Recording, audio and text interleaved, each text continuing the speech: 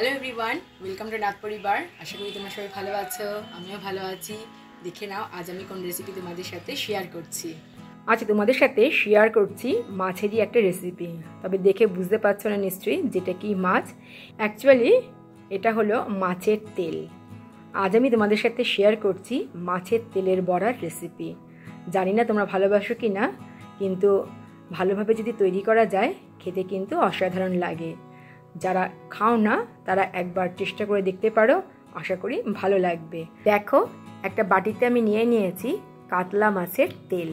একটু তোমাদেরকে তুলে দেখাচ্ছি। দেখো, একদম ফ্রেশ। দেখতে পাচ্ছ কত সুন্দর। এই রকম ফ্রেশ তেলটা নেবে। এটা বাজার থেকে কিন্তু আলাদা করে কিনে নিয়ে আসা যায়।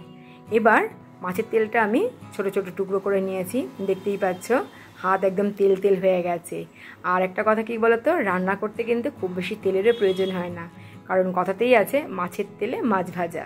যাই হোক, এবার আমি মাছের তেলের মধ্যে অ্যাড করে দিয়েছি বড় চামচের 2 চামচ বেসন, দিয়ে দেব 2 চামচ চাল গুঁড়ো।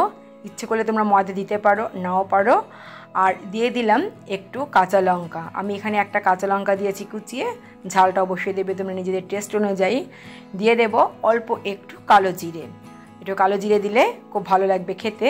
দিতে পারো জোয়ান, আমি দিইনি। যাই হোক, এবার দিয়ে দিলাম আমি এর মধ্যে একটু হলুদ গুঁড়ো, আর দিয়ে দেব টেস্ট অনুযায়ী নুন। এবার আর কিছুই না, জাস্ট মেখে নেওয়ার পালা। আমি চামচ দিয়ে মেখে নিচ্ছি। ইচ্ছে করলে তোমরা হাত দিয়েও মাখতে পারো, কোনো অসুবিধে নেই। চামচ দিয়েও কিন্তু খুব ভালো মাখা যায়। আর যদি শুকনো শুকনো মনে হয় তাহলে অল্প একটু জলের ছিটে দিয়ে মাখতে পারো। দেখতেই পাচ্ছ মাখা হয়ে গেছে। এবার গ্যাস ওভেনে কড়াই বসিয়ে দিয়েছি।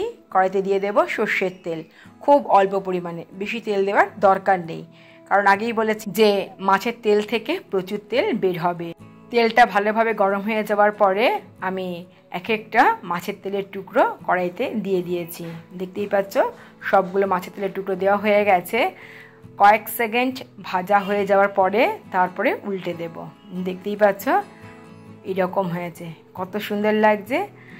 এই তেলটা দিয়েই ভাতটা মাখবে। একটা কাঁচা লঙ্কা মুখে দেবে, আর একটা থাকবে বড়ার মধ্যে কামড়। অসাধারণ খেতে, আর কোনো কিছু প্রয়োজন নেই। যেদিন মাছের তেল রান্না করবে, সে তুমি বড়াই করো কিংবা মাছের তেলের চচ্চড়ি হয়, জানো তো, খুব ভালো চচ্চড়ি হয় আলু পটল আর পেঁয়াজ দিয়ে। যেটাই করো না কেন, এই একটা পদই যথেষ্ট, আর কিন্তু কোনো কিছু করার প্রয়োজন হয় না।